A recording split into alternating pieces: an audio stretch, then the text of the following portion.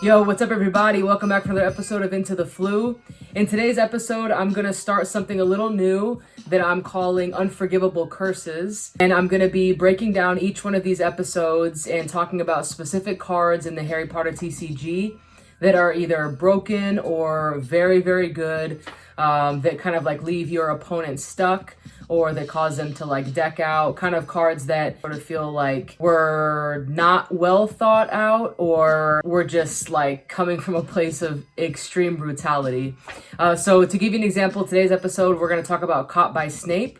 That's this card here. It comes in two versions, of course. So Caught by Snape is one of my favorite cards, but also just a very, very tough card if your opponent plays it.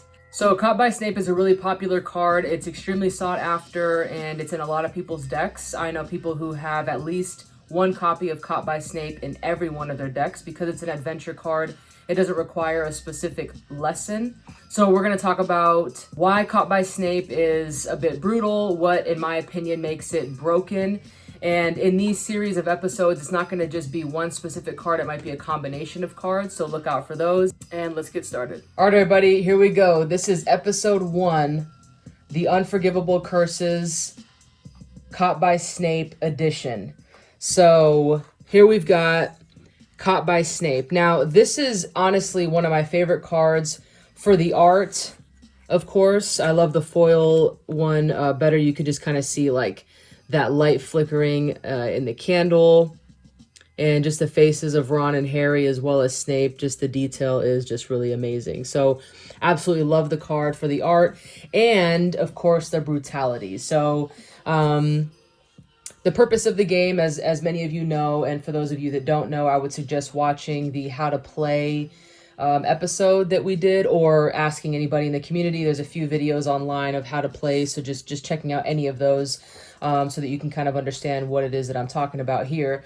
But the purpose of this game is to deck out your opponent, and so that means to ensure that your opponent's deck is completely depleted, so that is how your opponent would lose the game. So with Caught by Snape, when you have Caught by Snape in play, it essentially ensures that your opponent has no way to move, no other cards to play except for lessons. So let's read Caught by Snape and we'll be able to get a better idea of what I'm talking about. The effect says your opponent can't use actions to play any cards except lesson cards. To solve, your opponent uses actions to play lesson cards 3 times. Those actions don't need to be one right after the other. Your opponent's reward is your opponent may put any number of lesson cards from his or her hand into play. So that's what Caught by Snape does. Now, as we mentioned before in previous videos, you can have up to 4 cards of any type in your deck, with the exception of lessons. You can have as many of those as you want, and there are some restrictions to unique cards as far as them being in play as well. So again, if you want to learn a little bit more about that, then there's plenty of information out there, and in my how-to video, you can check that out as well. Now, unless you are playing with somebody who specifically goes based off of revival restricted and banned lists, or they just tell you straight up, let's restrict Caught by Snape, which I have had opponents do, then you wouldn't be allowed the 4 that you would regularly be allowed in classified gameplay. So what that means is they would say, hey, let's only allow 1 Caught by Snape in each deck. Or in other words, I don't want you to have 4 Caught by Snape because that's just brutal and there's no way for me to fight that, which is true and it's very fair. Caught by Snape, in my opinion, is a bit of a broken card for what I understand the definition of broken cards is, which is essentially just meaning that it's such a good card, meaning that it's so brutal that, and there's really no way to combat Caught by Snape unless you have a couple cards in play, which we'll go over that in a moment. So essentially, it just kind of leaves your opponent without the ability to make any moves, hence a ultra control card. So let's say, for example, somebody plays this card at the beginning of the game, which I have had people do. So I'm just speaking from my experience. I would love to know your guys' comments below that say anything about your experience with Caught by Snape, what you think of Caught by Snape, and all of the above. So from my experience, I have had my opponents play Caught by Snape at the very beginning of the game, and it really isn't too bad because I usually have a couple lessons shuffled into my hand, and I can play at least one to kind of get these 3 lessons going. And then I'm able to say, okay, well, I've only got 2 more. And then after a couple of rounds, I draw a few cards, and then bam, Caught by Snape is gone. Now, the problem with not playing restricted or banned, and you have 4 of these in your deck, is that if your opponent plays another Caught by Snape somewhere halfway through or towards the end of your game, then you're sort of in a pickle, right? So let's say this is what your play looks like, right? So you've got 9 lessons in play, and your opponent just played a Caught by Snape, right?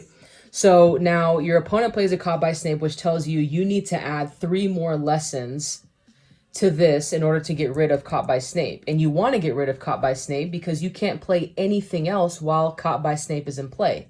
So the problem is, if you already have this many lessons in play, it's most likely that you're already at the halfway point of the game, or maybe even further, just depending on how lucky you get with your draw, right? I mean, we can't look at this and say that this isn't by round 6. I have no idea, you know what I mean? But I'm just kind of giving an example based on my experience. Like, I probably wouldn't have this many lessons in play unless we're already towards the very, very end of the game, because this is a lot of lessons to have in play, right?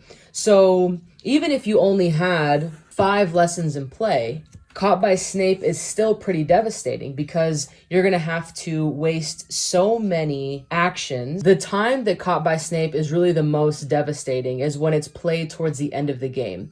And that's because you're really running out of options. You have the majority of your lessons in play that will allow you to play the cards that you would like to play, do the combinations that you want, put the characters in play that you want. And so now for your opponent to play Caught by Snape, that means that they might have something in their mind that they want to do, and they don't want you to combat that. So they've got creatures that they want to pull out. Maybe they have a few spells that are going to do incredible damage to you, and there's no way that you can do anything to them in return, with the exception of just a couple of these lessons. So essentially, what it's doing is stopping you in your tracks and saying, I'm taking at least 3 actions away from you, assuming that you have 3 lessons in your hand right now. It's going to cost you 3 actions to put those lessons down. So at minimum, I'm stealing 3 actions from you.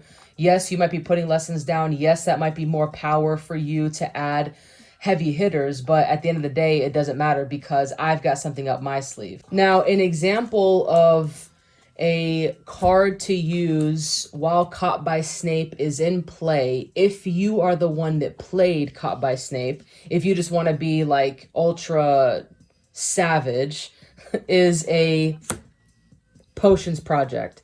Potions Project reads, your opponent takes damage until he or she discards a total of 2 lesson cards from his or her deck. So essentially, I'm telling you, you're not allowed to play any cards with the exception of lesson cards. And then I go on my next action and tell you that the next 2 lessons you get from your deck, you're going to have to discard, in addition to all the cards you pulled from your deck in order to get to those lessons.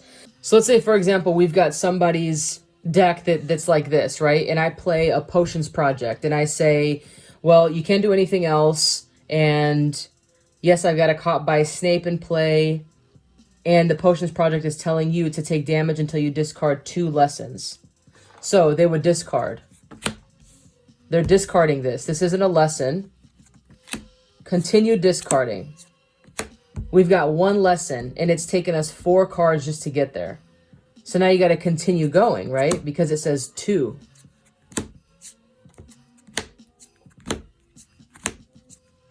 Okay, so this is our second lesson now. So how many cards is that? So that's 10 cards that you've had to discard. So obviously that's brutal. So that's just kind of an example of a card that allows you to use Caught by Snape to the max.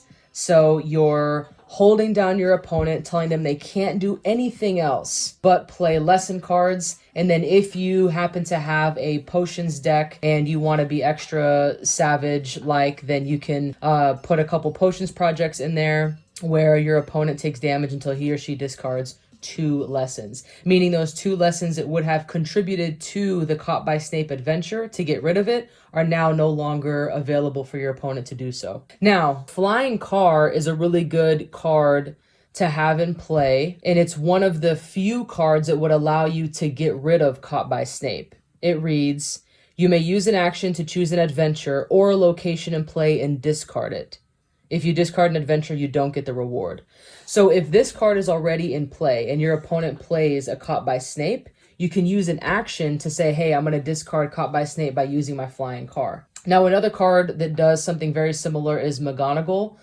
I have her as a starting character in a couple of my decks. She doesn't have to be a starting character. Obviously, she's just a character that you can have in your deck. But she allows you to solve any adventure, but you can only use her once. Whereas Flying Car, you can use an action to discard the adventure.